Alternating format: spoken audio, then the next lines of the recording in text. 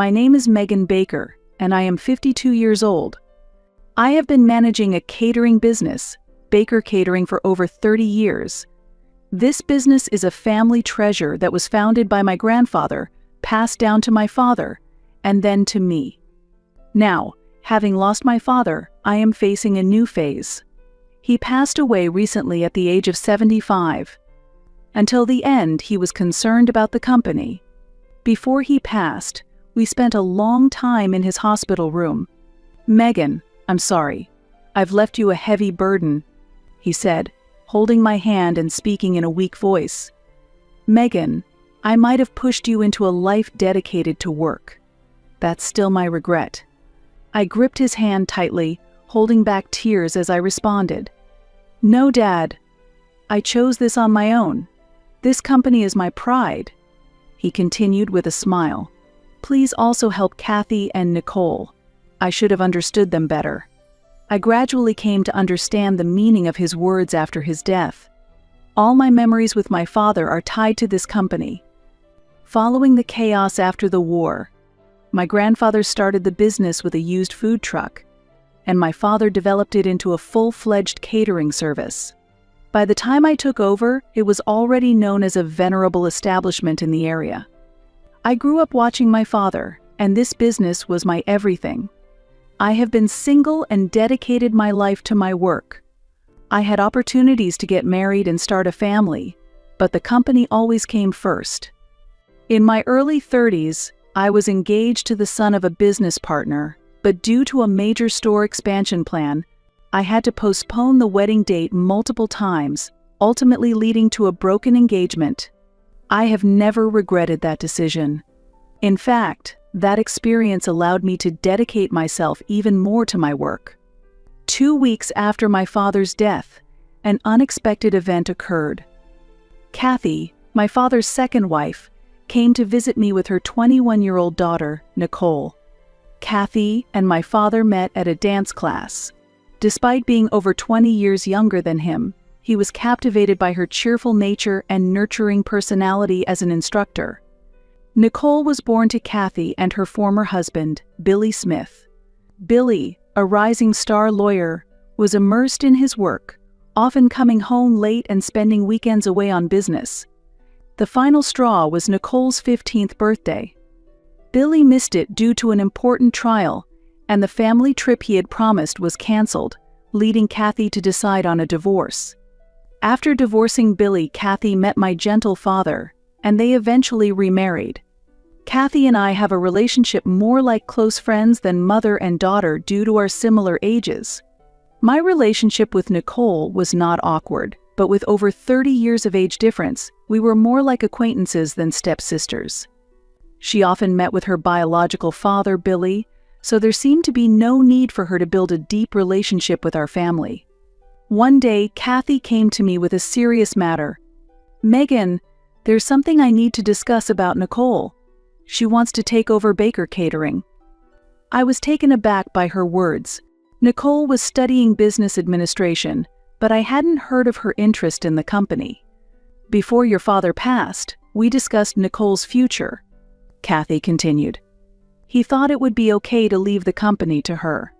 I sighed deeply. Indeed, my father had been worried about a successor in his later years. He often muttered about the future of the company, knowing that I was single and had no children. However, this was not a decision to be made lightly. I had taken over the company at a young age, nurtured it with our employees, and grown it into a trusted enterprise deeply rooted in the community. Our efforts to actively use local ingredients had strengthened bonds with many farmers and established unique procurement routes. I tried to respond as calmly as possible. "Kathy, I understand Dad's feelings, but this company is not just an asset. It's built on long-established trust and bonds with our employees. It's not something to be decided easily." I will never forget Nicole's expression at that moment. "I can do it," she insisted, her voice trembling. "It's the last wish your dad left behind."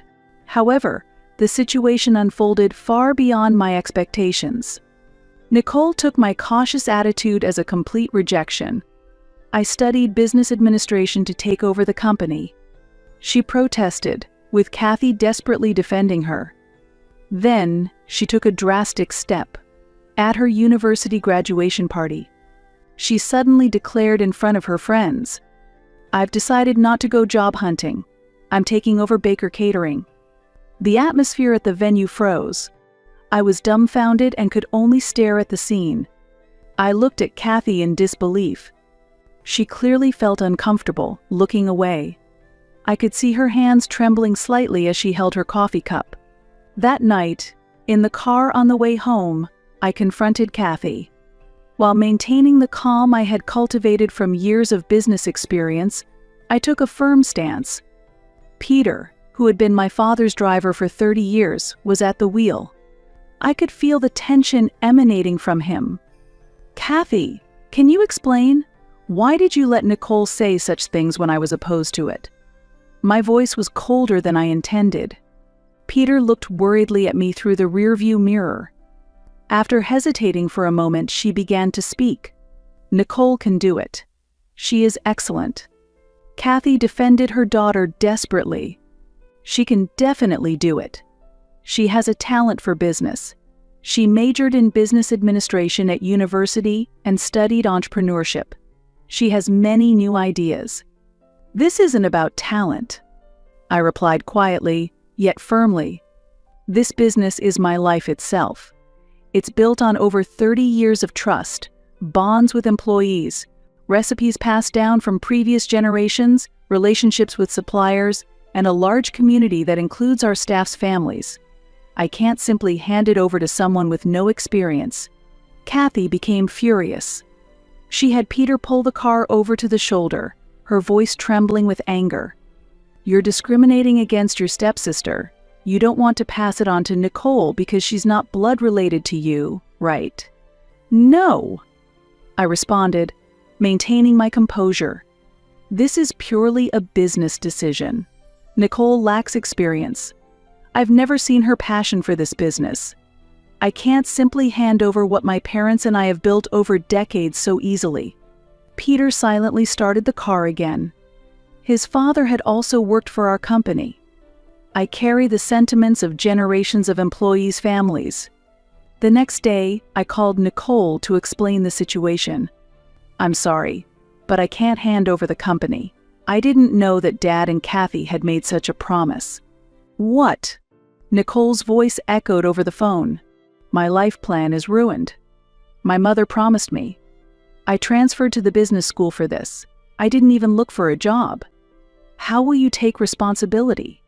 The situation deteriorated further. Nicole's father, Billy Smith, is a prominent local lawyer specializing in corporate acquisitions and management disputes. A few days after my call with Nicole, he visited my office with a grave demeanor. "Ms. Baker, let me be frank." Billy began calmly. "Your father intended for Nicole to take over the company. This is a fact, and there are several witnesses." I responded slowly, trying not to show my agitation. "That may be so, but legally?" "Yes, of course." Billy interrupted. "Legally, I'm aware that you have the managerial rights. However," he pulled out a thick file of documents. Inside were detailed analyses of our company's transactions over the past 10 years. Minor contract breaches, slight lapses in sanitation management, and issues with employees' working hours. All normally overlookable offenses were recorded with surprising detail. These are not major issues in isolation. Billy continued dispassionately. However, if I assemble a legal team and initiate a lawsuit, you can imagine, can't you? The media would love to cover this story. The dark reality of an established catering company would be the headline. The anxious expressions of employees were palpable through the corridor. Billy's visit had already caused significant unrest within the company. If the company's reputation were damaged, it could jeopardize relationships with suppliers and threaten our employees' livelihoods. I decided to transfer management rights. Whatever happens, I don't know, I said to myself, barely containing a laugh. I will hand over the company to Nicole. But there are conditions. Please ensure the employment of the staff. And the recipes passed down from my father must not be changed. Billy readily agreed to these terms. However, I could not have anticipated the tragedy that this agreement would begin. Nicole started causing problems from the first day. That morning, she arrived 30 minutes late. "I'm not a morning person," she said, causing perplexed looks among employees who had been preparing since early morning. She also did not keep her promise to not change my father's recipes. The first issue arose during a meeting with a long-standing client, Morris Electric, which had been entrusting us with the operation of their employee cafeteria twice a month for over 20 years. When Mr. Morris, the executive director, pointed out, "The taste of the usual stew has changed," Nicole reacted unexpectedly. "The customer is not always right. This is the new flavor. We need to change with the times." The atmosphere froze. Nicole continued her argument, ignoring the sweating salesperson beside her. For efficient management, it's necessary to change recipes. The situation in the kitchen was even more serious. Even when a veteran chef, who had been with the company for 50 years, explained, "This sauce is a recipe handed down from the previous generation." Nicole wouldn't listen. "This recipe is too expensive. There's no need to use expensive beef. Regular beef is sufficient. We can surely find cheaper alternatives for the seasoning." Even when the chef protested that, "The quality will change," Nicole dismissed him, saying, "We need to abandon outdated ideas. I'm putting into practice the efficiency I learned about in business school." Her forceful attitude extended to procurement as well. She unilaterally cut off a local supplier we had been doing business with for 30 years and contracted with a cheaper supplier she found on the internet. She introduced new ingredients without adequate quality checks. Isn't cost-cutting fundamental to management? Each of her words chipped away at the trust we had built over many years. By the end of the first month, we had lost contracts with 3 major clients, including Morris Electric. In the second month, 2 veteran chefs submitted their resignations. "We're sorry, but we can't utilize our skills with this policy." Then, in the third month, the worst-case scenario occurred. It happened during the 50th anniversary party for a major pharmaceutical manufacturer, a client since my father's time, where our company traditionally showcased its capabilities. More than 100 attendees, including executives, gathered at the venue. About 2 hours after the food was served, the first signs of trouble were reported. Guests began feeling ill, and soon requests for ambulances were made. Ultimately, more than 30 people were hospitalized with symptoms of food poisoning. A health department inspection was immediately conducted. The results were shocking. It was revealed that the storage conditions of the ingredients sourced by Nicole from the new supplier were inappropriate, and basic temperature management had been neglected. The incident was quickly reported in the media, and our long-established reputation plummeted. The claims for damages far exceeded the company's assets, and my personal assets were also at risk of being seized. The most painful thing was the expressions of our employees. "Will our salaries be safe next month?" Their voices of concern quietly spread throughout the company. Nicole's attitude remained unchanged until the end. "I'm not to blame," she shouted, continuing to shift the responsibility to the lack of supervision by the on-site staff. It was clear this would happen, entrusting company management to a naive young woman. Days later, a somber atmosphere filled the special meeting room. Lawyers, accountants, and insurance agents were lined up, with Nicole sitting alone at the front. Billy participated not as her father but as another lawyer. The total damages, including compensation, amount to about $2 million. The accountant read off the figures calmly. "Insurance can cover only about half of that." The insurance agent spread out the documents. "The problem is that violations of basic sanitary management regulations have been confirmed. This constitutes gross negligence, and we are forced to limit the coverage of the insurance." Blood drained from Nicole's face. Billy looked grimly at the documents. The responsibility is clear. The lawyer continued. Nicole's unilateral change of suppliers, disregard for sanitary regulations, and ignoring employees' warnings are all documented. I will pay. Nicole's voice resonated. Although trembling, it was filled with determination.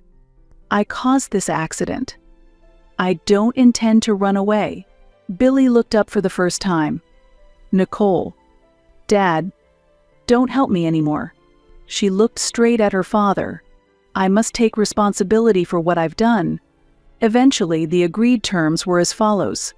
Nicole would personally incur a debt of $1 million and continue to make monthly payments. The managerial rights were to be immediately returned to me, and Nicole would completely leave the company. Furthermore, she officially acknowledged all responsibility for the accident. From now on, life will surely be difficult, Nicole said with a vacant smile as she signed the contract and left. After regaining managerial control, I was at a loss but began desperately searching for a way to rebuild. At 52, I worked tirelessly, much like when I first took over the company 30 years ago. I continued apologizing to clients daily and worked late into the night drafting a reconstruction plan. However, I also felt the limits of my physical strength due to age. I used to be fine with all-nighters, but now even a few hours of overtime were exhausting. Still, the thought of our employees' livelihoods spurred me on. Thinking especially about the education costs of the children of our long-serving employees, I couldn't easily give up. During this time, unexpected reinforcements appeared. These were old business partners from my father's time. Ms. Baker, your father was a great help to us. It seems the time has come for us to repay this favor. One day, the female proprietor of a local long-established restaurant visited. Her mother had also worked part-time at our company. Thanks to your father employing my mother, I was able to go to university. Now it's our turn to return the favor, she said tearfully. They helped us overcome this crisis because of the long-standing trust we had built. Clients agreed to defer payments, banks eased loan conditions, and most importantly, customers continued to do business with us even after the accident. Some even placed new orders saying, "We wouldn't trust anyone but Baker's company." When my father was young, he helped a business partner during a financial crisis by lending money interest-free and supporting the company's reconstruction. "Money comes and goes," he always said. Now, I truly understand the meaning of his words. Thanks to their support, the path to reconstruction is becoming gradually clearer. It was especially reassuring when the veteran chefs who had retired came back. "Please let us work under you once again," they said, and I couldn't help but tear up. One day, Kathy came to the company wanting to apologize. She admitted she had spoiled her daughter too much. "Megan, I'm really sorry," Kathy said through tears. "I put your company in jeopardy because I was worried about my daughter's future. Please forgive me." I sighed deeply. "Nicole, she left home soon after that," Kathy continued, her voice shaking. She said, "You've ruined my life and left just like that." I silently placed my hand on Kathy's shoulder. She too might have been a victim of this tragedy. What I've learned in my 52 years is that anger and resentment produce nothing. Instead, it's important to learn from these experiences and become stronger. Kathy, it's all in the past now. Let's look forward to a brighter future for everyone. Peter continued to drive for me even through these critical times. During our drives, he would occasionally share memories of the past, the times when my father was president, the struggles when I took over management at a young age, and how the company gradually grew. Each story reminded me of the weight of this company's history. Currently, the company is showing signs of recovery. Regaining lost trust is not easy, but together with the remaining employees, we are making steady progress step by step. Recently, younger employees voluntarily established a quality control committee and proposed a stricter sanitation management system. I was deeply moved by their sincere attitude. From this experience, I've learned an important lesson anew. Business is not just a means to generate profit. It is a precious legacy passed down from previous generations, bearing a social responsibility that affects many people's lives. My father often said to me, "Megan, business is not just an asset. It's a crystallization of trust and responsibility." I feel the weight of those words now. Since this incident, I have started to seriously consider succession planning. However, this time I will avoid hasty decisions. I will take my time to find someone who truly has a passion and sense of responsibility for this work. And most importantly, having overcome this crisis, I have reaffirmed my resolve as a business owner. A year has passed since then. The company has not only recovered but feels stronger than before the crisis. The bond with our employees has deepened, and trust from customers is gradually being restored. Nicole recently started musical activities. I heard she's living alone in a small apartment in New York, working a day job and singing at live houses at night. She continues to make monthly debt repayments while slowly starting her own path. Perhaps she's atoning for her youthful mistakes in her own way. The relationship between Kathy and Nicole remains distant. Looking back, Nicole's attempt to take over the company may have been influenced by her complex feelings towards her mother, Kathy. After remarrying my father, Kathy showed strong interest in our family business. She visited the company weekly, eagerly reviewed accounting documents, and engaged warmly with the employees. Particularly memorable was her reaction when she found an old album. It contained photos of my grandfather at the founding of the company and my father smiling with employees in his youth. What a wonderful family. Kathy held the album with tearful eyes. I later learned that her own family had gone bankrupt when she was a teenager, leading to her parents' separation. This experience might have strengthened her longing for a stable family business. "I don't want Nicole to go through what I did," Kathy once murmured. After divorcing Billy, she supported herself by working multiple jobs during the day as an office worker and at night as a dance instructor, despite receiving sufficient compensation from her lawyer ex-husband. She wanted to teach her daughter the importance of independence. However, this desire might have inadvertently pressured Nicole. A friend of Nicole's later told me that she had been involved in music activities since high school, performing at school festivals and actively participating in local events, but she never told her mother, fearing opposition to the unstable profession. When I heard Nicole had started musical activities, I checked her social media. There, I saw her singing passionately in a small, live house.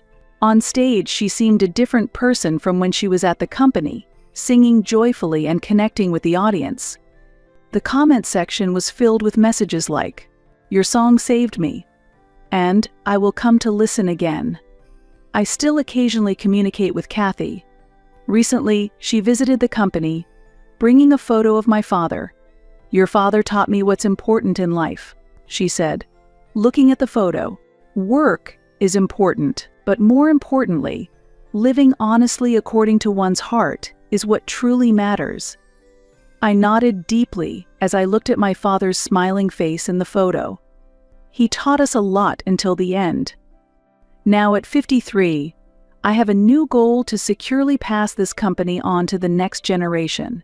To achieve this, I want to invest more in training young employees. Recently, we started holding monthly study sessions for all employees, discussing not only skills but also the company's history and philosophy. Overcoming this crisis has taught me a lot about the importance of family bonds, the responsibility of business, and the importance of continuing to challenge oneself, regardless of age. I will continue to develop the company with these lessons in mind, quietly waiting for a true successor to emerge. Until then, I will continue to nurture this precious treasure built by my father and protected by me.